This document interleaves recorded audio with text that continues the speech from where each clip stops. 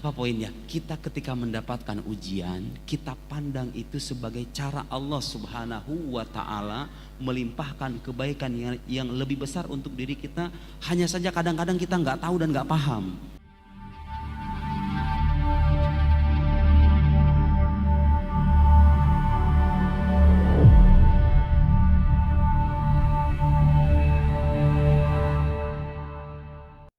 Baik, sekarang baru saya akan masuk ke dalam materi, agak sedikit berat, tapi silahkan nanti kalau ada yang tidak dipahami ditanyakan ya. Udah siap belum? Sekarang mikir, sekarang baru mikir. Berimbang kan? Ada asupan rohani, ada asupan intelektual. Baik, Imam Ghazali sebetulnya sudah mengulas ini, mengulas persoalan ini dalam kitab Al-Maqsid Al-Asna fi Syarah Asma'illahil Husna. Saya akan bacakan beberapa di antaranya. Kata beliau menyebutkan penjelasan kaifa yakunu rahiman ma'wujudil mu'adzabin wal mubtalin. Bagaimana Allah itu dikatakan zat yang maha pengasih dengan adanya orang-orang yang diberikan ujian dan diberikan siksaan. Ada orang-orang yang teraniaya, Pak. Ada orang-orang terzolimi. Bagaimana Tuhan dikatakan pengasih dengan adanya kelompok-kelompok manusia semacam itu? Ada orang-orang yang terdampar, yang kelaparan. Kenapa? Bagaimana itu? Sudah ada jawabannya, lihat. Saya ingin berikan jawaban bagaimana jawaban khas ulama muslim. Ada sebagian jawaban yang kadang-kadang keliru. Di antara jawaban keliru itu apa coba? Gak ada itu keburukan. Semua yang Allah takdirkan baik semuanya. Terlihat jawaban memuaskan ya. Tapi Anda sadar nggak dengan mengatakan tidak ada yang namanya keburukan, berarti kebaikan juga nggak ada dong kalau begitu. Kan keburukan dan kebaikan itu dua sisi ya. Keburukan itu dengan adanya dipahami dengan adanya kebaikan, kebaikan itu hanya akan bernilai manakala ada keburukan, kan begitu kan? Kalau ada menafikan keburukan sama sekali, nggak ada yang namanya keburukan, ya berarti kebaikan juga nggak ada dong kalau begitu, ya nggak? Ah itu jawaban keliru. Jawaban yang benar adalah, di antara jawaban yang benar adalah Allah itu sebetulnya menciptakan keburukan, tapi kadang-kadang keburukan itu dijadikan perantara untuk kebaikan yang jauh lebih besar. Saya ingin berikan lihat itu ya. Saya ingin berikan beberapa permisalan yang disampaikan oleh Imam Ghazali, permisalan sangat teliti sekali. Jadi Allah itu sangat mampu menghilangkan orang sakit, menghilangkan orang yang terzolimi, menghilangkan orang-orang yang terlantar, semuanya terurus. Allah itu sangat mampu. Tapi kenapa itu terjadi? Ayo kita berikan jawaban satu-satu. Kalau ditanya kenapa kalau ada Tuhan itu harus ada keburukan, jawaban pertama sebelum saya uraikan jawaban beliau, keburukan itu timbul karena adanya kebebasan manusia, betul nggak? Ada orang-orang yang terzolimi, ada orang terbunuh misalnya. Kenapa itu bisa terjadi? Karena sosok yang membunuh adalah sosok yang punya kebebasan memilih tindakan, betul nggak? Jadi Allah sejak awal memuliakan, lihat, memuliakan manusia dengan kebebasan. Kita dibeda nih. Dengan benda mati, dengan tumbuhan, kita punya perbedaan yang mendasar. Saya datang ke Bintaro itu atas dasar pilihan saya. Saya bisa saja pergi ke diskotik malam minggu, betul nggak? Manusia punya kebebasan itu tuh. Gara-gara ada kebebasan, ya muncullah konsekuensinya orang baik, orang buruk, betul nggak? Muncul orang jahat, muncul orang taat. Kenapa? Karena adanya kebebasan itu. Seandainya manusia itu seperti benda mati, gak punya kebebasan, gak punya pikiran, gak punya nurani, gak akan ada keburukan di dunia ini, bener gak? Tapi Allah sekarang pilih mana Pak? Pilih mana? Mending dikasih kebebasan dengan konsekuensi ada keburukan, ada kebaikan, atau kita disetting ulang jadi benda mati? Lebih baik mana? Lebih baik bebas lah, hidup kita lebih berwarna, betul gak? Oke, satu jawaban. Yang dua, keburukan itu kalau kita amati secara keseluruhan di alam semesta itu sifatnya sampingan. Coba kita tanya deh, lebih banyak negara yang damai atau perang? Sepanjang sejarah nih, lebih banyak yang damai. Lebih banyak orang sembuh atau orang sakit? Orang sembuh. Lebih banyak orang sembuh. Lebih banyak yang bahagia atau bercucuran air mata? Kita deh berkaca sama diri kita sendiri. Kita ini lebih sering seneng atau lebih sering menderita? Kalau secara presentase, secara keseluruhan, lebih sering senang kita itu. Kadang-kadang ada orang sudah sepatutnya dia senang masih menderita karena dia nggak punya seni menjalani hidup.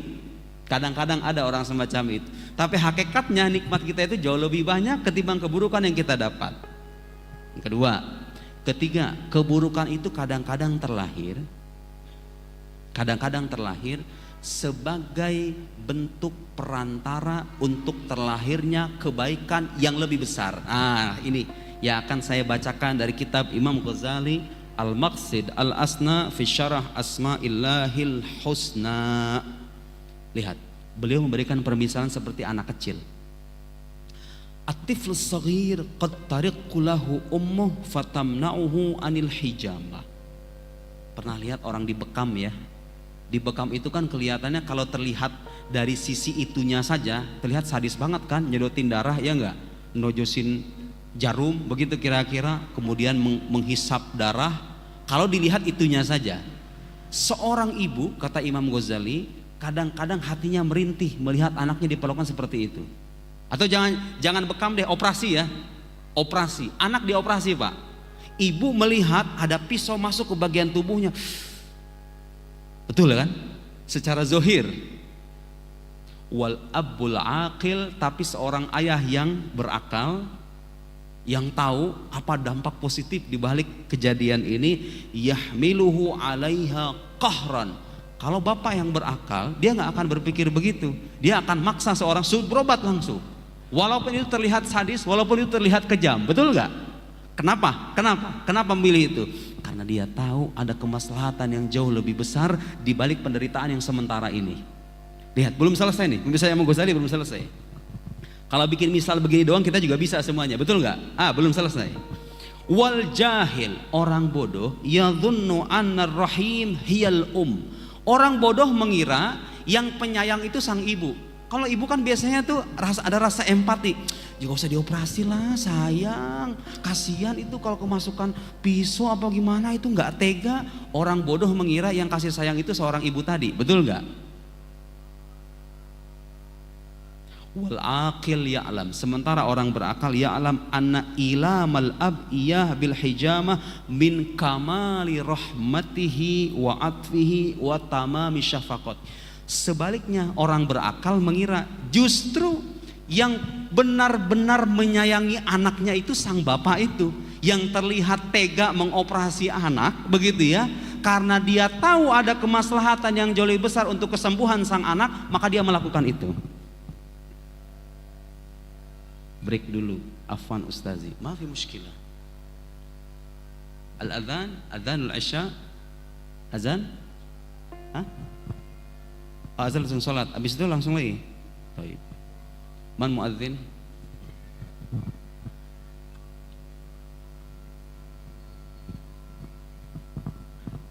Silakan. Baik, kita harus tuntaskan ini persoalan supaya tidak ada keraguan pulang dari ruangan ini, tidak ada keraguan sama sekali. Yang masih ragu silahkan tanya.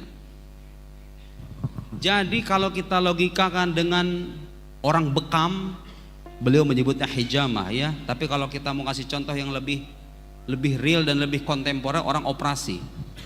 Bagi seorang ibu melihat pisau masuk ke tubuh anak, tega sekali itu. Orang mengira yang punya kasih sayang itu seorang ibu. Tapi kalau bapak nggak mikir itu, yang penting anaknya sembuh. Yang sesungguhnya penyayang untuk sang anak itu dalam hal ini kata Imam Ghazali ya sang bapak itu. Apa poinnya untuk kehidupan kita? Lihat. Wa annal lahu aduwwan fi surati shadiq wa annal alam al qalil. Nah ini lihat. Al alam al qalil, sedikit penderitaan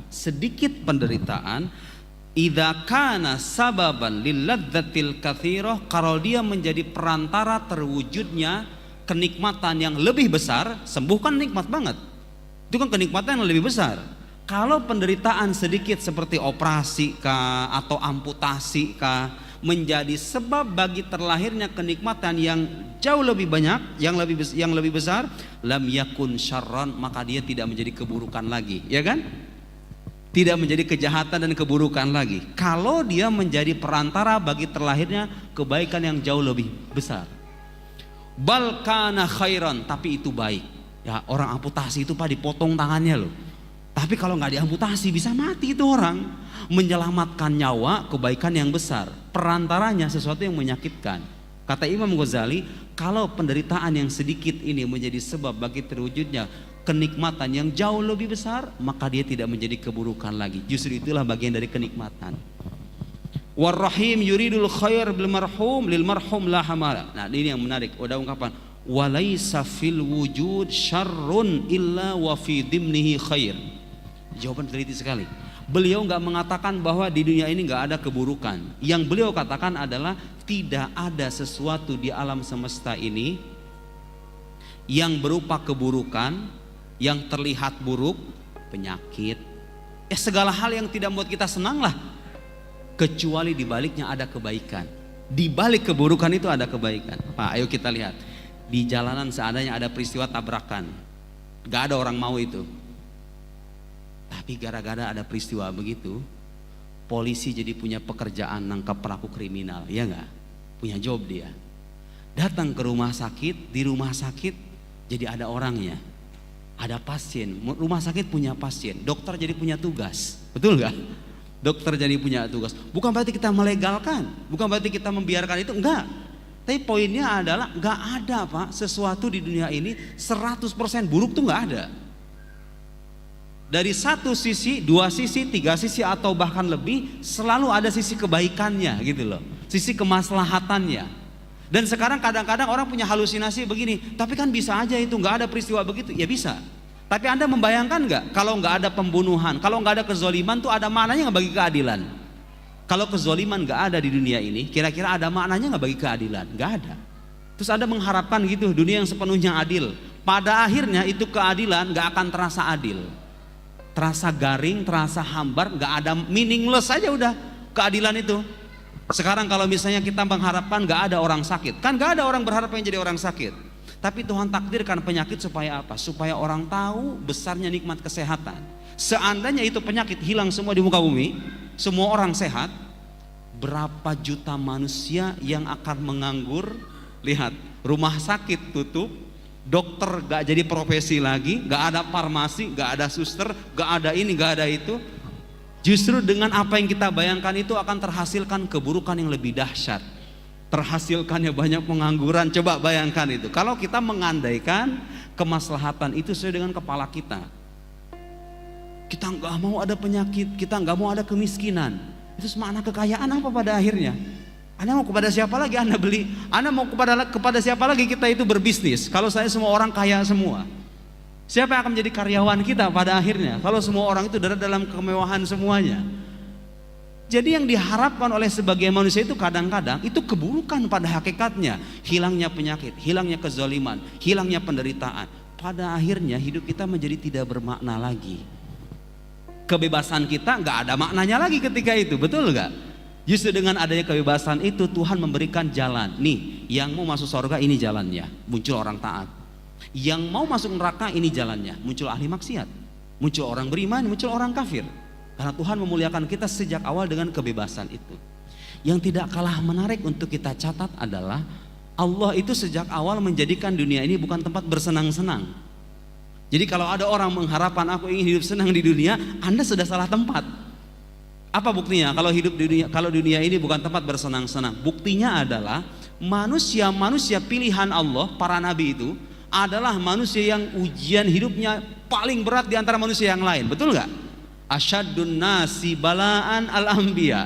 Manusia yang paling dahsyat ujiannya itu para nabi. Tsummal amsal, kemudian orang soleh di bawahnya, orang soleh di bawahnya lagi. Jadi semakin tinggi derajat keimanan seseorang, semakin ujian kehidupannya berat. Semakin berat ujian hidup yang akan dia dapatkan. Itu dalam sebuah hadis kan disebutkan, "Wan-nas yubtalun ala qadri dinihim." Jadi manusia itu akan diuji sesuai dengan kadar agama mereka. In takhuna dinuhu ishtadda bala'u. Kalau agamanya itu kokoh, maka ujiannya akan berat. Wa in dhaufa dinuhu dhaufa bala'u. Kalau seandainya agamanya lemah, maka ujiannya juga ya lemah biasa. Mirip kayak sekolah. Dan sekarang nggak adil kan? Kita mempertanyakan keadilan guru yang menguji siswa-siswanya, padahal setelah selesai ujian sang guru ngasih pengumuman, ayo anak-anak, selesai kalian ujian, Bapak akan menyediakan hadiah yang sangat istimewa untuk kalian semuanya. Anda kalau hanya melihat peristiwa ujiannya doang, gak memerhatikan apa balasan yang dijanjikan oleh sang guru, gak adil juga kan? Nah, orang-orang yang kerap-kerap meragukan keadilan Tuhan itu rata-rata gak bisa memandang kehidupan secara menyeluruh. Allah itu sekarang sedang menguji kita. Kalau kita tatap kehidupan secara menyeluruh, bahwa kehidupan itu gak hanya berhenti sampai di sini, akan ada hari pembalasan dan abadi kita di sana, maka keraguan akan keadilan Allah itu akan tersingkirkan dengan sendirinya. Ya, sekarang kita menderita, tapi Allah menjanjikan a'dadtu li ibadiyas solihin mala ainun ra'at wala udhunun sami'at wala khatara ala qalbi bashar. Itu balasannya Allah sediakan itu. Sesuatu yang tidak pernah terlihat oleh mata, terdengar oleh telinga, dan tidak pernah terbetik dalam hati manusia. Itu balasan yang Allah janjikan. Kalau kita bisa memandang kehidupan secara menyeluruh, bukan hanya pada kini dan di sini saja, maka keraguan akan keadilan ilahi itu akan tersingkirkan dengan sendirinya, karena Allah sudah menjanjikan itu. Tapi kan nggak pasti, Pak. Alam akhirat kan bukan sesuatu yang real sekarang bisa kita saksikan. Iya, tapi masalahnya dia dikabarkan oleh seorang manusia agung, jujur, terpercaya, tidak pernah berbohong. Anda punya alasan apa untuk mendustakan kabar manusia ini? Ya, kabar adanya alam akhirat dan hari pembalasan itu disampaikan oleh seorang nabi, bukan manusia seperti saya, bukan seperti Anda. Itu manusia yang sudah terbukti kenabiannya sebagai utusan Allah, bukti-buktinya jelas, rekam jejak kehidupannya pun jujur dan tidak pernah berbohong. Karena itu kita yakin 100% itu hari beneran ada, dan memang harus ada. Kalau nggak ada, Pak, itu koruptor-koruptor yang nggak pernah ketahuan itu gimana nasibnya? Ayo, harus ada hari pembalasan itu. Kalau kita melihat fenomena keburukan di alam semesta ini sepaket dengan balasan yang Tuhan janjikan di alam akhirat kelak, nggak ada lagi unsur kezaliman. Betul? Nah, kita lanjutkan permisalan Imam Ghazali. Jadi nggak ada, kata Imam Ghazali, sesuatu yang sepenuhnya buruk. Tidak ada sesuatu yang dikatakan buruk di dunia ini kecuali di baliknya ada kebaikan. Lau rufi'a dzalika syarr. Kalau seandainya keburukan itu diangkat, penyakit misalnya nggak ada deh. Satu aja, satu variabel saja, penyakit nggak ada. Seandainya diangkat, la batalal khair alladzi fi dhimnihi. Maka niscaya terbatalkanlah kebaikan yang ada di baliknya. Kebalikan di balik penyakit apa? Ada kedokteran, mahasiswa ada fakultas kedokteran di kampus. Nanti ada rumah sakit, ada suster, ada farmasi yang bikin obat, ya kan? Coba itu. Seandainya penyakit nggak ada, akan terhasilkan atau terbatalkan kebaikan yang lebih besar. Buruk kan pada akhirnya itu. Kita mengharapkan kadang-kadang hilangnya penyakit, tapi kalau hilangnya penyakit itu secara total, yang terlahir adalah keburukan bagi alam semesta, bukan kebaikan itu sendiri. Wa hassala bi butlanihi syarrun a'zam minasyarril ladzi yatadammanuhu. Ya Allah, lihat Imam Ghazali itu. Kalau seandainya penyakit, kalau seandainya keburukan itu hilang, yang terlahir adalah keburukan yang lebih besar lagi. Kayak tadi saya bilang, seandainya itu penyakit nggak ada di dunia ini, apa yang terjadi coba? Ya itu tadi, keburukan yang lebih besar. Banyaknya manusia-manusia yang pengangguran, dan kemudian mengakibatkan adanya orang-orang kelaparan, orang-orang bingung nyari kerjaan, dan seterusnya.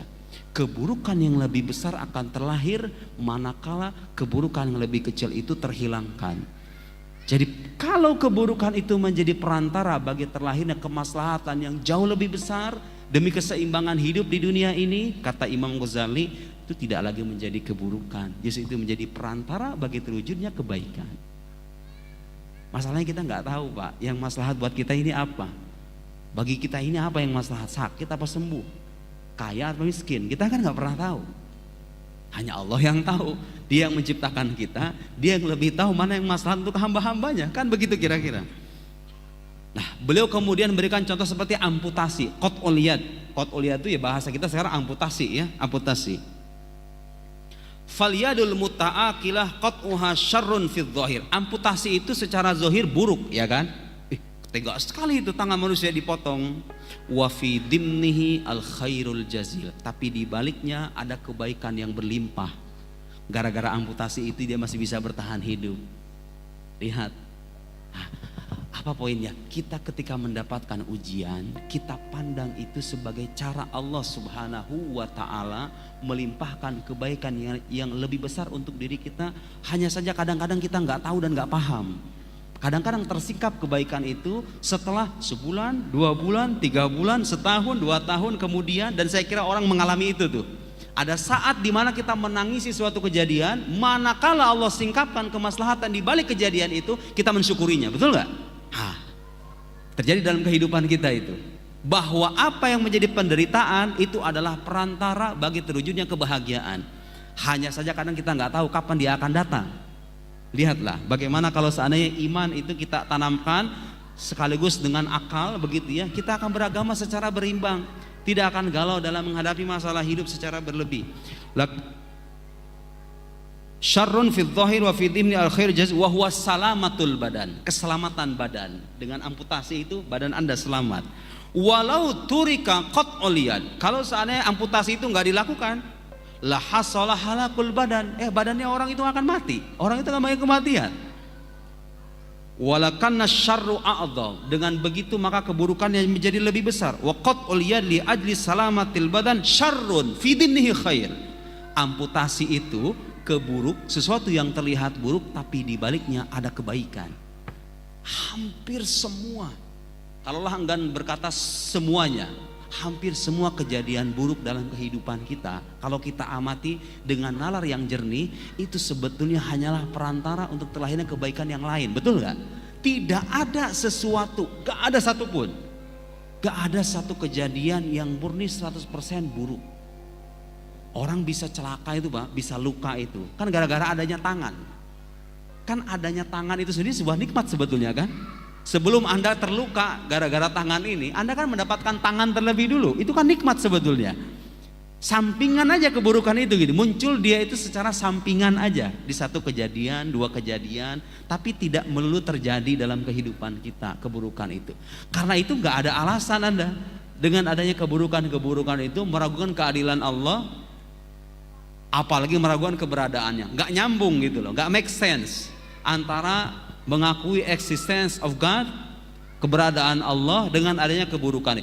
Justru dengan adanya keburukan itu seharusnya kita semakin yakin bahwa Allah itu beneran ada. Karena kelak harus ada pembalasan yang adil kan? Ada orang-orang ketika di dunia sudah taat beribadah tapi hidupnya menderita, ada. Ada sebaliknya, orang-orang yang kafir bahkan dia itu berlaku jahat tapi hidupnya nyaman. Kalau Tuhan tidak ada, siapa yang mengadili mereka semuanya? Kelak di alam akhirat harus ada yang mengadili, dan yang mengadili ini haruslah zat yang pengetahuannya bersifat mutlak, mengetahui semua makhluk, perincian kehidupan mereka dari A sampai Z, dia yang mengadili semuanya. Lihat bagaimana kalau seandainya kita menggunakan nalar yang jernih, adanya keburukan itu justru mengharuskan adanya zat yang maha pencipta yang kita sebut sebagai Tuhan itu, yang kelak akan mengadili setiap orang dengan perbuatannya masing-masing.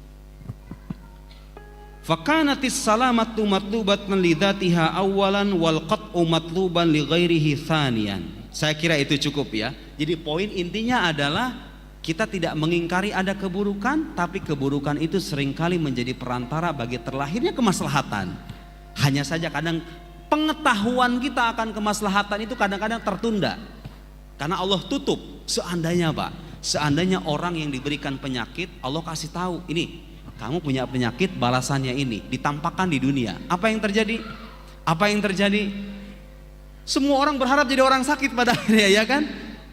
Tidak ada lagi unsur ujian ketika itu. Allah tutup balasan itu supaya kita menanti dan kita bersabar. Dan dengan kesabaran itu Allah kemudian meningkatkan derajat kita, sebagaimana Allah telah meningkatkan derajat para kekasihnya yang mulia, para anbiya, dan mereka adalah manusia-manusia yang paling dahsyat ujiannya ketimbang kita. Jadi jangan dibalik, jangan beranggapan bahwa semakin taat beribadah hidup itu semakin enak. Ya enak secara batin, iya betul, secara batiniah betul, tapi bukan berarti kita lepas dari ujian hidup di alam nyata. Ujian itu ada, tapi bedanya apa? Dengan adanya keimanan kita bisa bertahan. Hati kita, mental kita itu akan terbentuk, kita bisa menjalani dan menghadapi semua ujian itu. Itulah yang membedakan para nabi dengan orang-orang stres. Orang-orang stres dari kalangan umatnya itu karena mereka imannya tipis.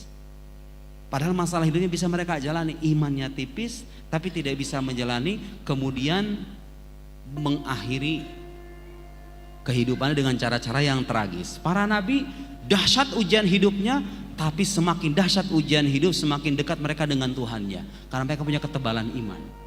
Itulah pentingnya keimanan, ketika itu kita akan sadar ya.